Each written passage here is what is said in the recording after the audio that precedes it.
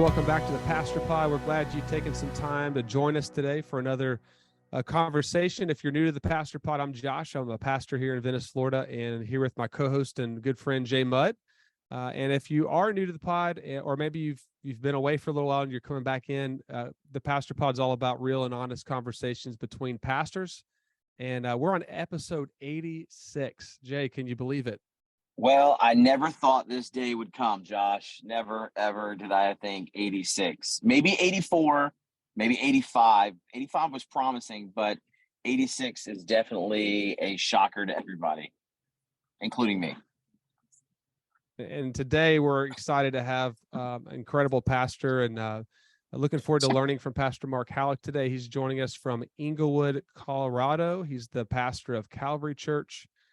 Pastor Mark, we're so glad you decided to take some time out to join us, and we're just looking forward to learning from you.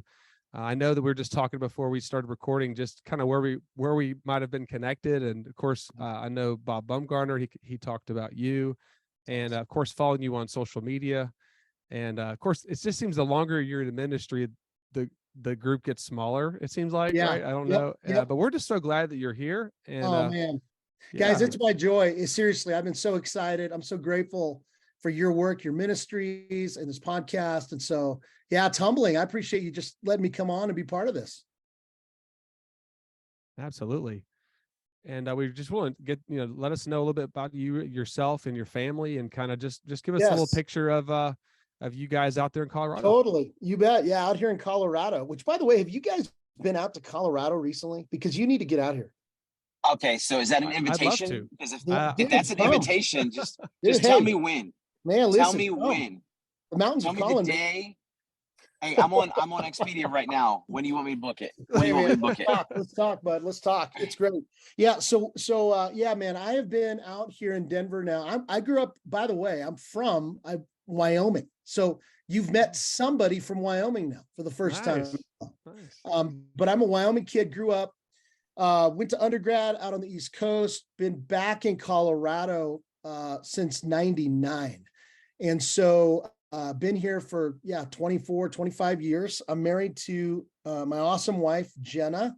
We got married the summer after I graduated. So we've been married 24 years. We've got 2 kids.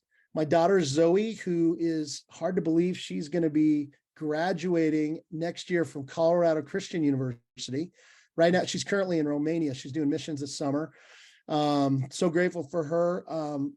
And my son, Eli, is going to be a senior in high school. And he is in the thick of, he's a big tennis player. And so he's teaching tennis lessons and living on the tennis court and beating up his dad pretty much every other night and on the tennis court. And so, but we love it out here in Colorado. And so grateful just that the Lord has allowed us to be here for many years in ministry. So that's kind of a snapshot of who we are and what's going on with us. That's awesome. We're so glad that you've just spent some time with us today. And I've followed you from afar. Of course, Jay is, we're recording on Zoom. If you're not aware, if you're not on YouTube, Jay's up in Boston visiting some friends. I'm in Venice, and you're in Colorado. Isn't it cool that we can kind of have this conversation? I love it, man. It's so great. I love this. This is awesome. And so, following you from afar, you're not having a chance to meet you, Mark.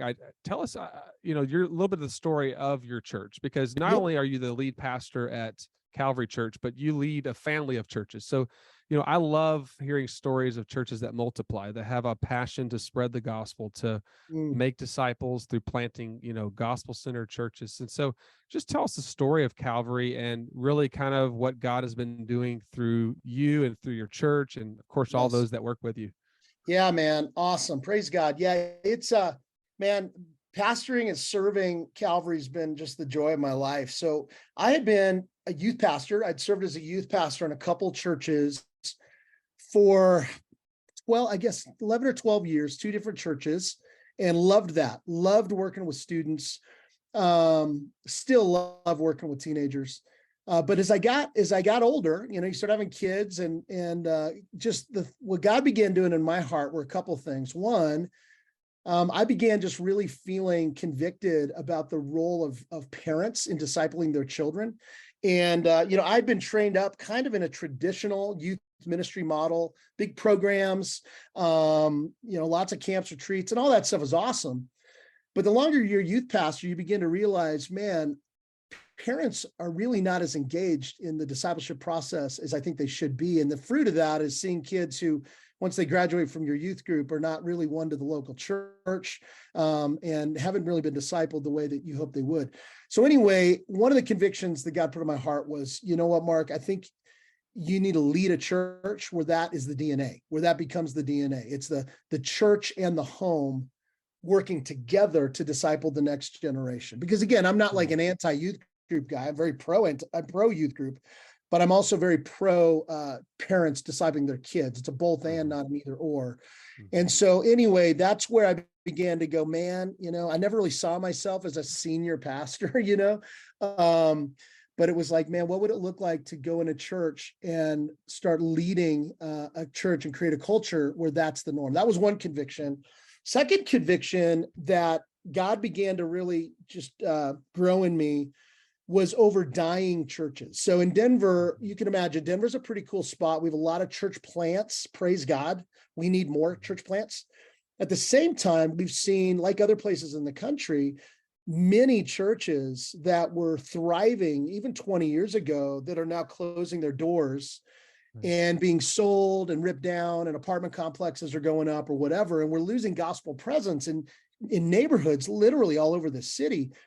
And so God began just to break my heart specifically for church revitalization, and began just dreaming about what would it look like to go into one of these dying churches and lead them just faithfully, just preaching the word, loving the people, shepherding them well, helping them fall in love with their communities to live on mission. So very simple, very basic, but quite frankly, I'd been part of large churches, was kind of tired of of having to keep up with the big programs and numbers and all this stuff. And I'm like, man, I just want to be a faithful pastor, and I would love to do that in that kind of context. Well, that leads us to 2009.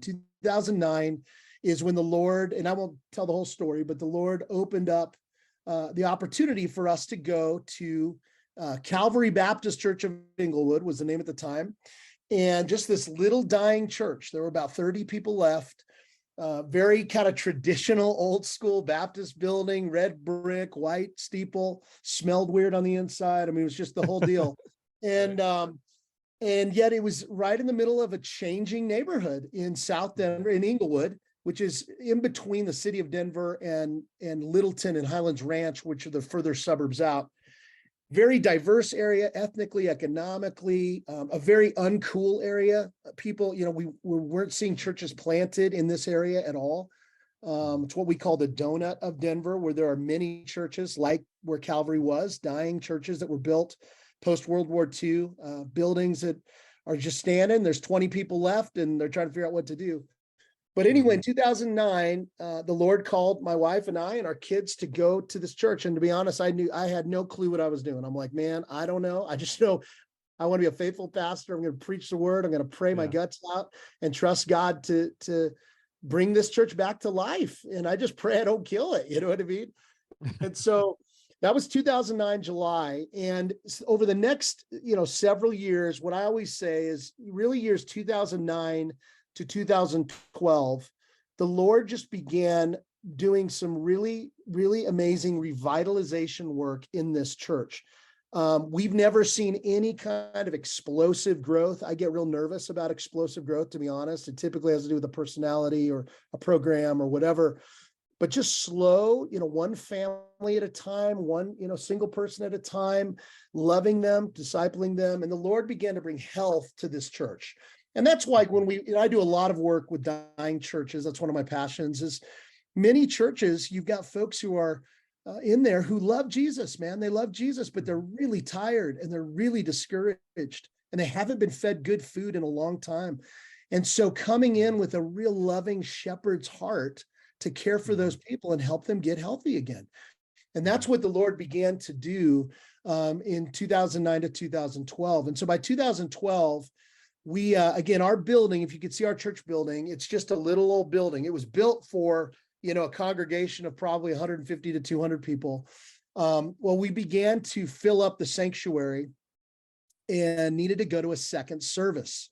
Well, when we began having conversations about going to a second service, what I knew is this is a game changer. Like, this is going to change kind of the feel of the church and who we are. We're very relational church.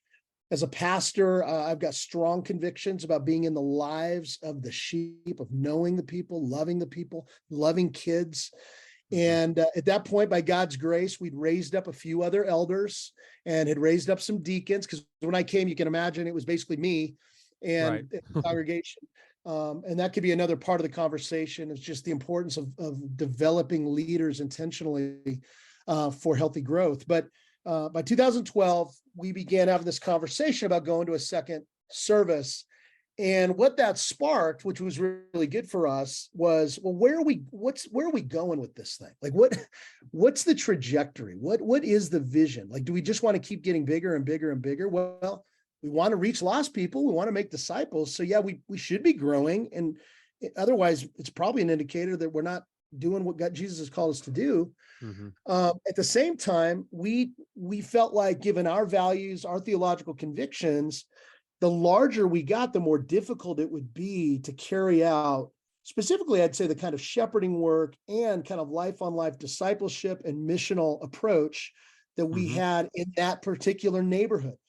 And so what we began to dream about as we launched the second service, but with an eye toward planting our first church, because what we came to was, look, we don't want to do what many evangelical churches do. And that's, let's sell the building, man. Let's sell the building, go build a bigger building out in the suburbs. Right. And our conviction was, no, God has us right here in this neighborhood to be a light for the gospel. We're not going anywhere, you know? And which, by the way, historically, Catholics have done this far better than Protestants. Catholics tend to have more of a parish mindset, where you see it, man. They get a building, they stick in a neighborhood. They tend to be diverse because they change with the neighborhood. Evangelicals tend to go wherever their people want to go. And so we leave, I think, very strategic places for the gospel to go hang out with people who look like us all the time, you know, wherever that is. It tends to be the suburbs. So we felt like, man, what would it look like to stay here, but not just stay here? What would it look like to see a movement? You know, we're dreaming at this point, going, to see this kind of church planted or replanted. Now, that language wasn't really being used even in 2009, 2012, but that's where it kind of began. So either plant or replant a dying church in one of the 92 neighborhoods in Denver. We have 92 neighborhoods. And that was kind of our dream, like, wow. And these churches would like radically cooperate, no territorialism. It's not about how big or small your church is. It's about faithfulness in ministry. It's about joy in the Lord. It's about loving people. Like, can you imagine? Well, so 2012, that vision, we took our first step toward that vision in planting our first church, which was Calvary Church, Littleton. So we're Calvary, Englewood. Littleton is right to the south of us. And we planted our first church a mile away. It's part of our philosophy, by the way, is plant closer together, not further apart, if possible, because we don't want to take people out of their mission field, right? They've established relationships there forever. And so we want to be faithful to their missional context. So anyway, sorry, well, did we lose? No, you're good. Good. Can you hear me? Yeah, now I can. So this is, you're getting really, all this is great. I think we've got a lot where we can take some notes here. But you're getting into a really, really important part here that I think is going to be really key. And that's when you get into this idea of the multi-campus, because I think there's tons of different, we could go down the road and we could say, okay, what different models do you see the churches using these days? And there's a million different models. Your model, I love what I'm hearing from you as in your model. And so I want to make sure we get into that a little bit. So that's good. I think you're going to, right? But lean into that a little bit. That's lean great, into your man. model and multi-campus. No, that's so good. Yeah. So again, when we're having these conversations, we begin to plant a church. The question was, how are we going to do this? Like, and specifically what I mean is not just how are we going to plant a church, but how are our churches going to relate? Because our vision was, listen, we are better together, we need one another. Ministry is really hard. Planting churches is really hard, and Denver's a tough city. How are we going to do this? And so we spent a full year, and Jay, hopefully this will help answer your question. We spent a full year in 2012 before the launch, because our church officially launched right after the first of 2013, our first church plant. So 2012, we spent a year with key leaders, and I mean late night conversations and whiteboards and all this kind of stuff, wrestling with how to do this. Because at the time, if you think back to 2012, this is the time where Mars Hill up in Seattle, which was a very influential church in our part of the country, Driscoll, Mars, they were blowing up. They were going massive campuses. Well, a lot of churches began to follow that same model. And it's like, well, let's go multi-site. Let's do this. Mm-hmm. Well, convictionally, and again, let me just say this before I start talking about our model, because I get pretty passionate about it. I have great friends that I love deeply who we disagree on this, and I think that's okay. They are multi-site guys. I'm not a multi-site guy. And the reason I'm not a multi-site guy is because of my convictions about biblical eldership, the autonomy of the local church. I'm a Baptist, so I've got strong convictions about that actually believe that's how the church is to be structured. Bottom up, not top down, not personality driven, but Jesus driven, all these kinds of things. So as we started looking at models, you basically had, and by the way, we've got a book coming out on this by the end of the year, because we get asked about our model all the time. But in simple chops, you have a multi-site model, which would be basically one church, multiple campuses, right? With one overseeing elder board, if they have elders, at a minimum, probably one main senior pastor. Those churches tend to be pretty reliant on the senior pastor's preaching gift, these kinds of things. But it's one church, multiple campuses, high control. Those churches tend to be, they're very centralized, if that makes sense. So there's not much autonomy at all. The second model is, I think, demonstrated best with Tim Keller's model up in New York, which is more of a multi-congregational model. And you've seen some churches, this is kind of the in-between the multi-site and our model, the family model.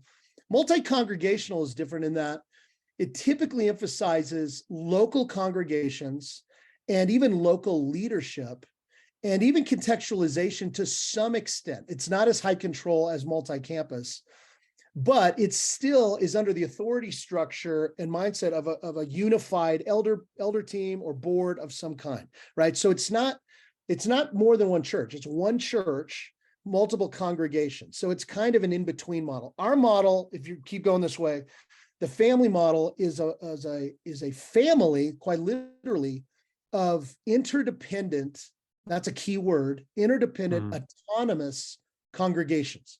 So completely self-governing, self-led, contextualized congregations. So very low control. And we would say that's very purposeful, because when you study church history, you study movements, I would say even Acts, again, you're seeing my theology come through. I think the last thing you want to do is quench the Spirit of God by basically building a glass ceiling for leaders. I think leaders have to be unleashed. Pastors need to be unleashed to do what God's called them to do. And this model allows them to plant churches and plant other churches and raise up other leaders and multiply. So it's low control. Does that make sense? Yeah. Which is why guys who like control really struggle with the model. Right. But I would tell you, looking now, I mean, we're only 10 years into this. The reason we have 31 churches in 10 years is because we are high encouragement, very clear on what we share and very clear on what we don't share as churches, and then unleash leaders to lead and to multiply and do the things God's called them to do. I know that's a lot right there. But yes, let me pause. Questions. Yeah. So a little bit of my story, Mark. I mean, I was a youth pastor for 14 years. Sounds similar to you. Loved it. Didn't want to do anything different. God kind of shifted my heart. A lot of it had to do with kids growing up and wanted to follow them and help them be equipped. But I've had some great opportunities in the past. I served at a church that was multi-site. We went from one campus to 3 live, or it was video, and that church is still doing great things that I was at years ago. And then I was at a church in Jacksonville that was multi-site but live preaching. And so you have some elements kind of similar to what I think what you were saying in the middle, where Yep. there's live teaching, but then there's still oversight. There's, agreed upon value structure, like same series, Okay, maybe like gotcha. then Yep, like in yep. August, everybody does their own series, but it's Right. like a hybrid, I guess. And Totally. so I've been the campus pastor. I was a teaching pastor before. So now in my role, I'm a lead, I'm in the lead role now. And so now the question is, especially where we are in Southwest Florida, it's growing exponentially, and there's just a great need for the gospel. So I was sharing this a little bit in the talking points I sent you. We're praying that, because we're hopefully getting into our first building next summer, and we're a 23-year-old portable church still. And so we're at a point now where if we move in today to that building, we're going to be at 2 services, maybe bumping 3 by the time we get there, if God continues to bring people, because there's just people that need Jesus. And so we want to just maximize that space, but then we want to plant. We want to send, right? We're not going to keep building. I told the church right when I got here, I said, I don't want to build and then build again. And I'd rather just send out. And so, man, when I was reading all about let me say something real quick to interrupt you. And that's so important as a leader, because what I've seen time and time again are churches that have said, we're going to be a church planting church. The problem is, if you don't make the hard decisions early on to actually do what it takes to become that, you're going to keep growing, and you probably won't get there because it'll need more and more sacrifice. Because think about it, you hire another staff.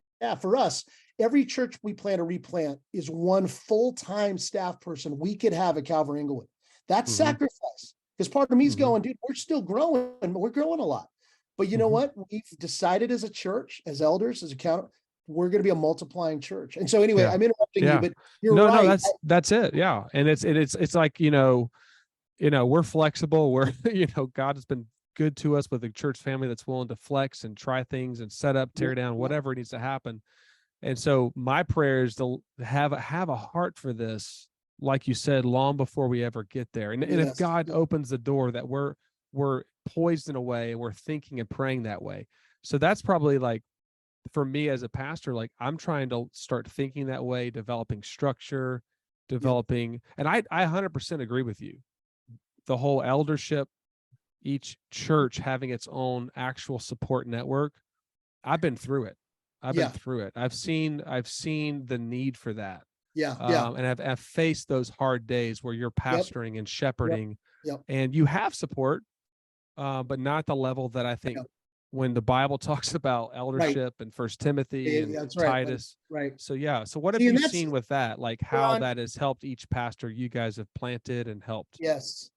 Yeah. I mean, and that's what you see is, I think in this whole conversation, it's easy to jump to pragmatics and like what works, like as though like the goal is just to be as big as you can be. I don't think that's the goal at all. Actually, I think it's to be faithful to the Lord and to shepherd his people well, and to make disciples, but to do it the right thing in the right way. And so all of this is rooted in conviction. And that's what concerns me sometimes, is we want to jump to pragmatics when really what you got to decide as a church is, what do you believe about what is the church? This is why ecclesiology, the doctrine of the church, is so important. Like, what does it mean? Who's supposed to lead? Well, elders lead. Well, what is an elder? What are they accountable to? What about deacons? What about membership? Like, these are the pieces that I encourage guys. You've got to think through this before you start jumping. Otherwise, it'll come back to bite you. And so for us, this model, because we didn't really, it's not like we were trying to create a model or something like that. We're trying to just be in keep with our convictions. And this is what where it led us, if that makes sense.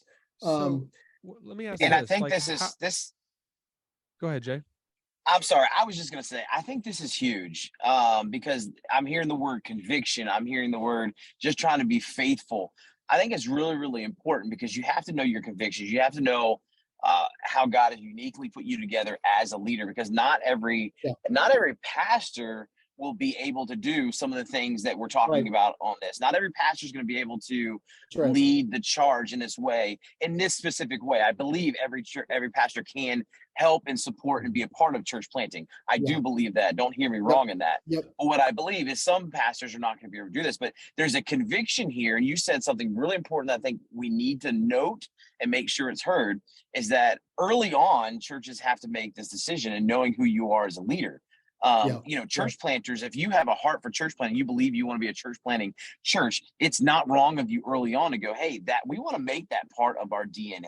We want to make that part of our DNA. We want to make that as a conviction of ours. We may not be able to do it right away in the first, couple of years. You could. Who knows what God can do? But making that early on as a conviction. So I just want to highlight the fact that what I'm hearing is really, really, really important, that knowing your convictions, knowing what who you are and who you're created to be as a leader, and leading from those strengths. I think that's huge. So I just wanted to highlight that because I keep hearing it and I'm like, I don't want to interrupt anybody, but I think it's huge that we highlight those few things that we've been saying. Yeah, Jay, no, that's super wise. And you're right. And a couple of things I would say that you named that's so important is a lot of this is self-awareness, right? You've got to be self-aware as a leader to know, here's just the bottom line. Some guys have 7 or 8 talents. Some have 2 or 3. It's not that one's better or worse. It's a God in his providence wires us differently. And to be honest, where we're going to find the most joy and most fruitfulness is in operating with the talents he's given us, whatever those are. One of the things that I love about our model is about the Calvary family is we've got guys who, quite frankly, man, they are going to be unbelievable pastor shepherds in a rural context with a church of 40 to 50 people for the next 15 to 20 years. And they are going to kill it. The thought of them being in an urban context, multiplying churches by themselves, like that's not even who they are. They have no desire for that. And what we've said is, praise the Lord, man. We need everybody. We need different voices, different types of pastors, and different types of contexts. And so I think that what helps create that kind of culture is humility and love. Those are our primary values that undergird everything we do. So of course, there's doctrinal alignment, these kinds of things. But what I can tell you is culture is everything.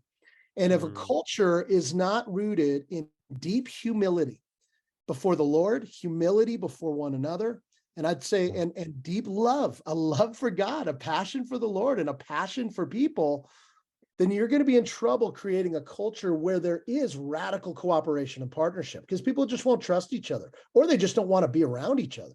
Right. And so those are leadership keys as you multiply with whatever model that looks like, even if it's look, we're not really, I don't know about this whole family model thing, but we do want to plant a church. That would be amazing if our church could plant a church. And I would say, praise God, man, that would be awesome. And you guys can do it. And it may be 5 years down there or whatever, but the way you relate to that church beyond, and this is where many churches have failed. We aren't good at sending churches. So we give some money and a prayer and then we forget about them. And one of the strengths of the family that I would say is the strength of a strong sending church is, man, we are with you through thick and thin for the long haul. We're going to be praying for you, encouraging you. We're going to bless you. We're going to get your wife in a cohort where she's prayed over. We're going to care for your kids. Man, we're going to go nuts. That was the vision for our family. And that's what our churches experience and our leaders do.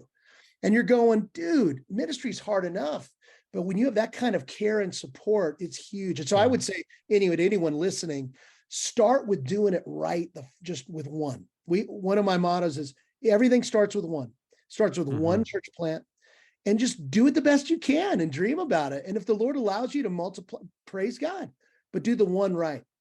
Raising up a planter. We can talk about this if you want, but the importance of a residency program and raising up pastors and replanters and leaders. Start with one guy that you can pour into and love his family well and send him well. Start with one, because it can be so overwhelming. I look at where we are now and I just go, man, guys, I just know it all started very simply, and it's just trying to be faithful one step at a time. So anyway, some thoughts on that. This is good. So good. Okay, what else? What did I miss? For me, the story a little bit. I don't know if we want to go back to the story or what. Yeah, go back to the story, but answer this for me, and I think this is helpful as you get back to the story.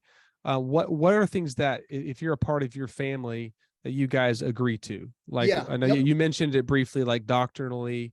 Is there any other type of like oversight, or do you just have like more of a pool of resources of documentation and sermon series and stuff like that? Talk about that as you kind of weave back in. Yeah, that's great. That's great. Well, the story, I'll make the story quick. So we plant Calvary Littleton in 2013, and that's the start of the Calvary family of churches. Okay, which, by the way, and this is partly answering your question.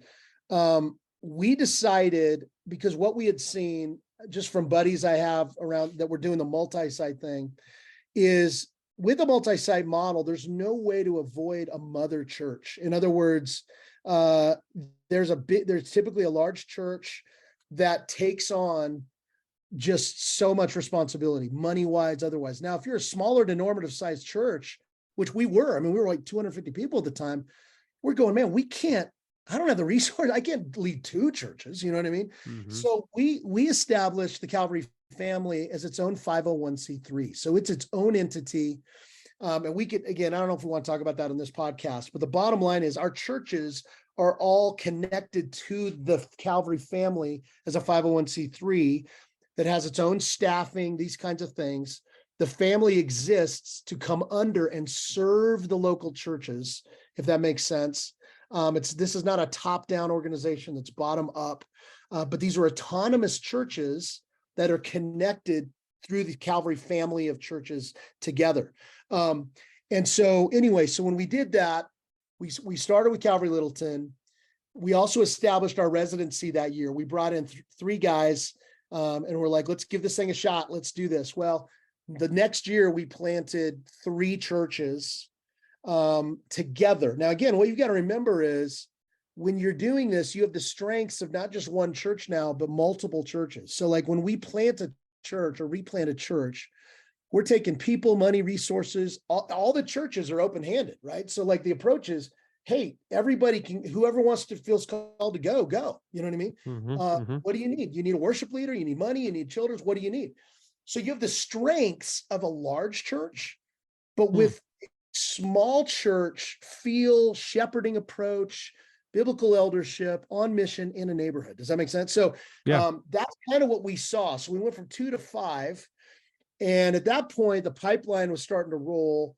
I don't need to go through all of it, but let's just say we continued to see churches planted and churches then began to be replanted. That's a whole nother fun part of the story that we don't have time for. But when God began to open up opportunities for us to go into dying churches and help replant them as new congregations, we began to have 2 things going on now. We're planting new churches and we're replanting dying churches, and there are many dying churches.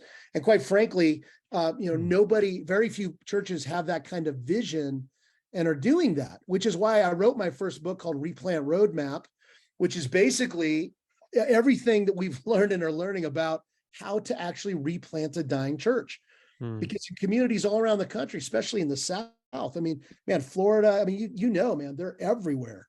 And we need churches that are healthy, churches that are, and they don't have to be huge churches. I mean, but churches that are going, we want to come alongside dying churches and help see them come back to life and vibrancy. So it's not an either or, it's a both and with planting and replanting. But we replanted 2 churches in 2015. We knew once we did that a couple times, all the skeptics looking in going, well, you Calvary guys just trying to take over the world or whatever. We're like, listen, we're not a campus model. Like, so again, this is partly what's hard is there have been a lot of small dying churches that have been wounded by large churches, basically coming in and saying, we want your building. We want your building. Well, dude, that's not a building. That's a people. That's a people. That's a history in that building. It's not just about the building. It's about honoring the saints who are there and shepherding them and loving them, many of whom have been there 40, 50 years. So our approach is very pastoral. We want to come alongside these dying churches, and with that congregation, with them, let's dream about building something new for the future together. Does that make sense? Very different than a takeover model. And so as we began to get a few churches where we were able to do that with, then it was like, man, churches everywhere going, we want to do that. We want to be part of that. And so anyway, long story short, if you fast forward to today, we've just continued to just do what we're doing. Currently I think we have 31 churches. We've got 3 or 4 right now in the pipeline we're working at. We've got guys we're raising up, and we're just trying to be faithful, man. We're trying to be faithful to what God's called us to do and take risks.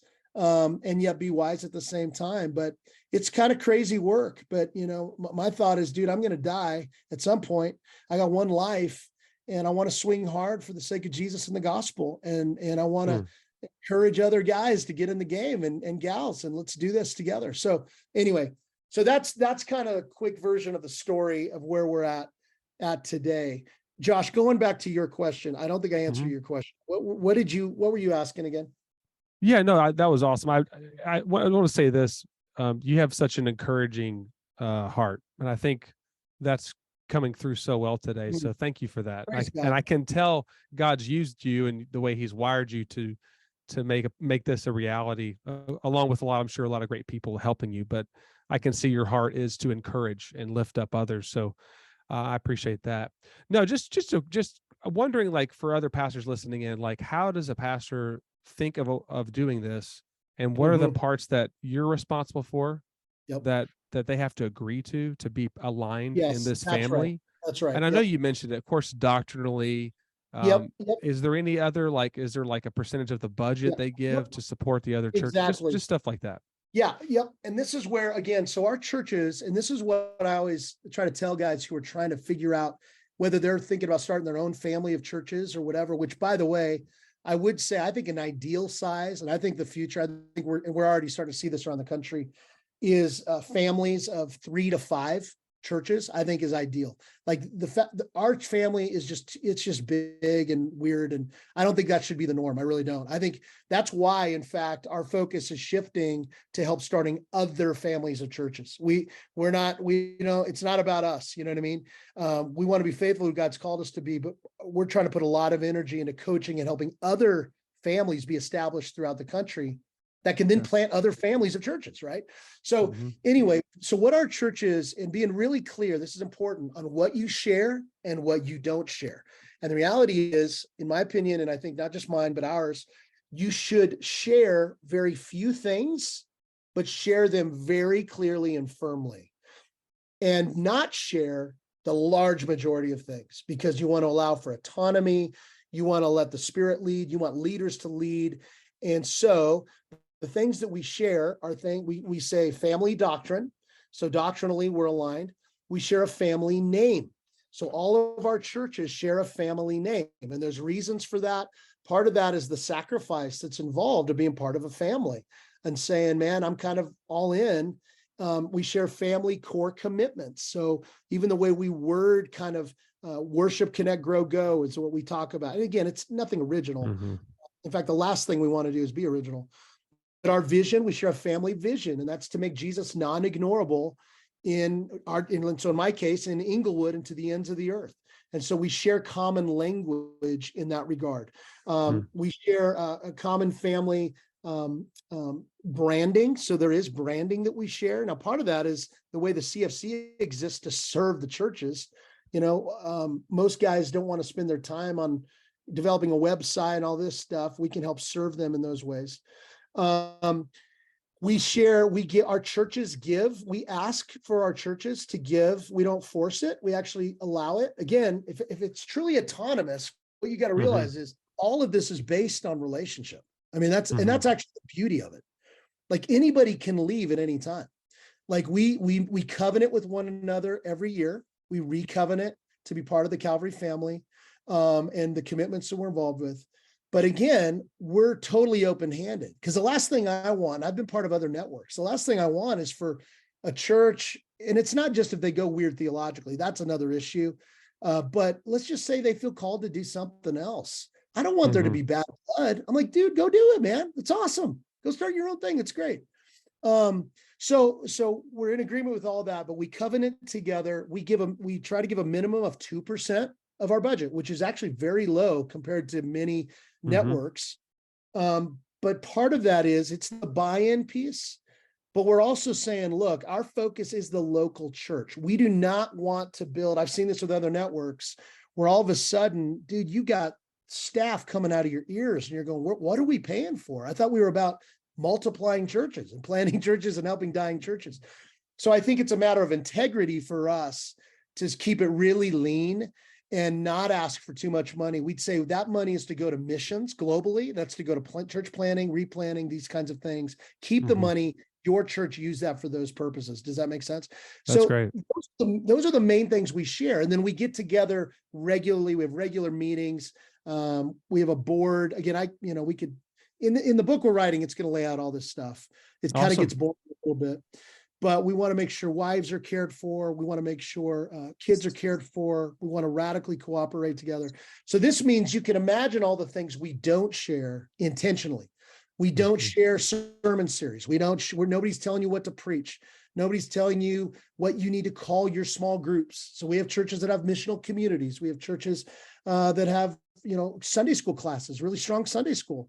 What unifies us there is our third core commitment: grow to know God deeply, and then to connect with one another authentically. That's our second. So we say what the expression looks like in your church may need to be unique to where you are. Of course, naturally, our churches, we're learning from each other. A lot of us, we don't want to reinvent the wheel. So a lot of our churches do similar things, but they don't have to do that, right? Sermon series would be the same thing. It's always cool because I'll hear about, 3 of our churches that are, doing a series, right now through James. And they're using the same artwork, because one of the churches has a dude who's really good at graphic design, and another church has a small group guy who's putting together curriculum, and they're doing this together. Does that make sense? That's awesome. What's awesome is it's all by choice, though. Like, they're not being forced to, but that's the power of cooperation. So again, you can imagine there's a lot of freedom, and we feel like that's actually the strength of this model. Low control, let God lead, let leaders lead. We don't want to be micromanagers in any way. So does that help, Josh? That's great, man. That's awesome. Yeah. I think many ways what I'm hearing you say is, you're letting the church be the church. You're letting the body be the body. Yep. You're not controlling the hand. You're not controlling you're letting it be the body. I think about those churches that are collaborating together through the book of James, and you see, one small group leader doing it over here because he's got that giftingness, another one over here doing this because they got that gifting. That's great. That's great. So listen, Oh, go ahead. I'm sorry, Jay. You go for it. No, I was going to ask another question. Just to kind of start as we kind of wrap up a little bit today. I want to make sure we answer this question, because this is a really important question. Is because we see where you are today, but sometimes people will gravitate drastically to where you are today, going, "Hey, this is where he is today. That's where I want to be." Go back to like your early stages. What are some lessons that you think you would teach your younger self? Younger self. What are some things that you would highlight for your younger self? Standing and knowing where you are today?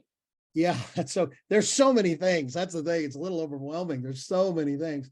I would say, though, and that's a really good question. That's an important question. There are a couple things that just come to my mind. One is, a part of it is I'm 46. Okay. So I grew up kind of on the heels of the church growth movement, and served in some churches that were really into that early on in my ministry. And so one of the things I was far too consumed with, wrongly so, is the importance of large numbers. And my personality, that was pretty paralyzing for me. And I think one of the things that I have learned is that God really he's looking for faithfulness, not just big numbers. Like, that's not necessarily pleasing to the Lord. And I think there's a lot of guys who just constantly beat themselves up because of attendance and we need to get more kids here. We need to get this or that. I think for me early on, I think I'd say, Mark, listen, man, God will take care. Like, he's the one who produces the fruit anyway.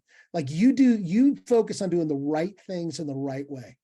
And actually that would have been so freeing for me. That's partly now I want to free these guys up in our family and go, guys, what you want to be, that passion to preach and to love people, and that's what you need to do. And don't feel bad about it. God's going to produce the fruit. So I think that's one thing. A second thing that comes to my mind is patience. So I think I've had to learn the virtue of patience. I think over the years, I get, I'm super excited about stuff. I love to let's just go for it. Church revitalization will really help you in this and humble you in this, to learn how to really do things the right way.